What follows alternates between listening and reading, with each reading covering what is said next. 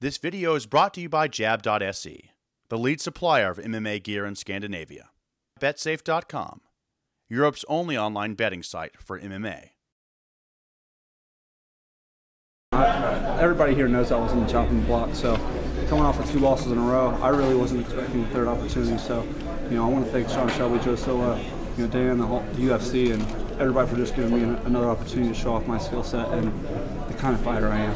How does that weigh on you coming into a fight? I mean, knowing that you obviously performed well, but how does it feel when you're coming in like that? Yeah, I didn't fight the best fight against Namfam, but I damn sure left it all in the cage in that fight. And, to come in here with this kind of pressure, it weighed heavy. It's tough, and especially going the 8 months between fights and coming off that elbow surgery. And, when I look back and I started on the season 5, the TUF 5 finale, and here we are at TUF 17, I don't have 20 fights, and I should. I have 13, and I have 13 fights in 6 years. That's 2 fights a year. So I've had like 4 surgeries since being with the organization. And I go, if you go back and look at my track record, I go 6 to 8 to 9 months constantly between fights. I think it's due to my reckless style and my style of training, but it paid off tonight. How did it feel to be one of the guys that have finished Bart Palashevsky? He's only been finished, I think, 5 times in his career of over 50 fights. Yeah, I don't really want to toot my own horn too much, but if anyone was going to do it, it was me. And I know that he's fought guys that were better than me in the past, but again, with that reckless style I have and that constant attack that I have, it doesn't surprise me that I did it. I'm very proud to do it against a guy like him who's a black belt in jiu-jitsu as well, and has obviously shown how durable he is. You took full advantage there when you took his bag. Were you sure that you were going to sink in the submission at that moment? Yeah, when you don't come from a wrestling background like I do, the moment you get things to the floor or you turn it to a grappling situation, you learn to take advantage of it and attack as quickly as possible.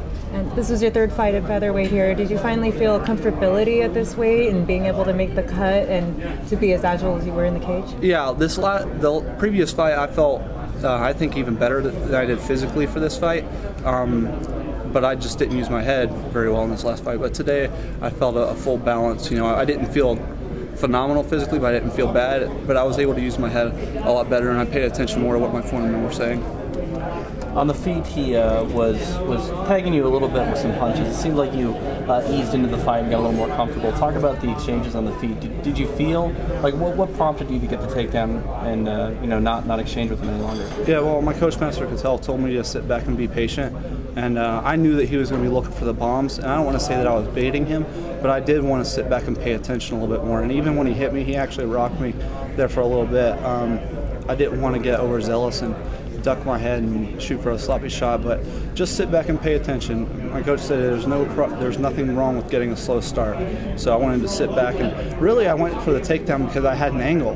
He when he rushed me like that, he was right there in range, and the way I was more like facing the direction of his ribs, so I just went in there for the shot and didn't stop driving until I got him to the cage. You talked about the emotions and the pressure coming into the fight. When you're a little more excited maybe than you normally are, and being patient at the same time, sometimes those don't necessarily mesh well. What was it like in the fight, actually kind of maintaining composure? Was that hard or was that easy? This is something I think that I've always been able to do, is control my emotions in the fight. I might get aggressive sometimes, but I'm usually in full control, and that was another thing that Master Cattell was trying to tell me, was control the emotions.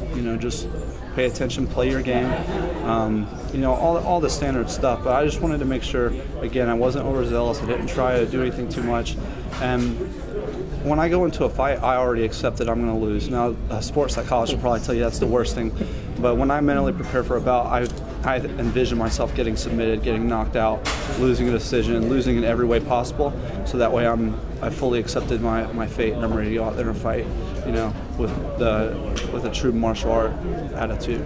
We're coming to the close of the first quarter of 2013. You mentioned your inactivity over the last 5 years and some change. I mean, what do you see 2013 being like fight-wise? I mean, is this a year you can get 3 fights in still? Yeah, with the way it is, I'm on track to get a surgery every other year. So I had it in 2012. So 2013, I'm due for a clean slate. So I'm gonna make this one an active year. Who knows, man? He probably broke my leg with some of them like that. I'm about to go to the ER. Who knows? But yeah, I want to make this an active year. I don't want to say, I want to fight next week or anything crazy like that. I'm sore. You fight a guy like Barton, you have a training camp like I did for a guy like that, it weighs heavy. But I would like to maintain a more active, fighting career, especially in 2013. You mentioned your camp. Real quick, tell us about that, because it doesn't sound like it was maybe the greatest camp for you. I think this is the worst camp I've had. I had I had a lot of issues with my grandpa, who's really sick with Alzheimer's. It just hurts. Yeah. Congrats on the win. Thank you. Thanks, guys. Thank you. This video is brought to you by Jab.se, the lead supplier of MMA gear in Scandinavia. BetSafe.com, Europe's only online betting site for MMA.